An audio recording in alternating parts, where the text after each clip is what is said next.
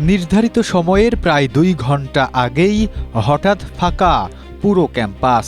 শ্রেণীকক্ষে ঝুলছে তালা। কোনো সরকারি ছুটি কিংবা বিশেষ ঘোষণা ছাড়াই শিক্ষার্থীদের কম উপস্থিতির এক অদ্ভুত অজুহাতে মাঝপথেই বন্ধ করে দেওয়া হয় শিক্ষা প্রতিষ্ঠান।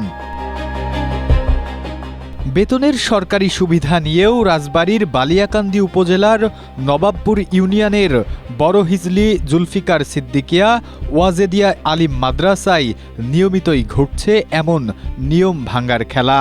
বৃহস্পতিবার দুপুরে সরেজমিনে গিয়ে দেখা যায় এক ভুতুড়ে পরিস্থিতি। নির্ধারিত সময়ের বহু আগেই পাঠদান বন্ধ করে দিয়ে ক্যাম্পাস ছেড়েছেন শিক্ষকরা। ক্যামেরায় ধরা পড়তেই ভারপ্রাপ্ত অধ্যক্ষ মোহাম্মদ মতিয়ার রহমান ক্যামেরার সামনে মুখ খুলতেই রাজি হননি।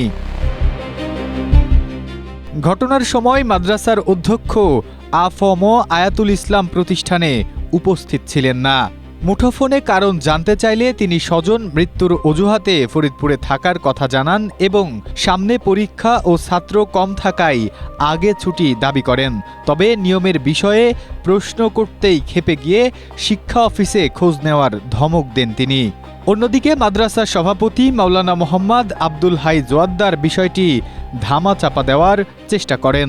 দুর্যোগপূর্ণ আবহাওয়া চলতেছে, এই বিষয়ে কথা বলবো প্রয়োজনে, তাদের সাথে কথা বলবো না, এই বিষয়ে কি করে করার দরকার নাই। মাদ্রাসার বিষয় তো ভাইয়া আপনারা তো বুঝলেন, কি করার দরকার নাই।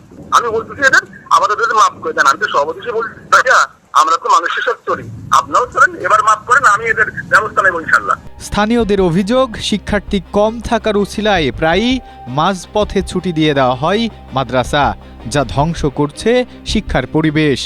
এমন দায়িত্বজ্ঞানহীন ঘটনার খবর পেয়ে নড়ে চড়ে বসেছে প্রশাসন।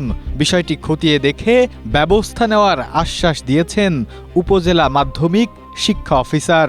আচ্ছা, বিষয়টা আমি দেখবো, জানতে চাইবো যে ছুটি হয়ে এখন মাদ্রাসা বৃহস্পতিবার তো কোন আঙ্গিকে তারা ছুটি দিল, বিষয়টা জানতে হবে আমাকে। সরকারি নিয়মকে বুড়ো আঙ্গুল দেখিয়ে এমন আগাম ছুটির সংস্কৃতি কি বন্ধ হবে, নাকি তদন্তের আশ্বাসেই থমকে থাকবে প্রশাসন? এমনটাই প্রশ্ন এখন স্থানীয় সচেতন মহলের। Desk report, Asia post.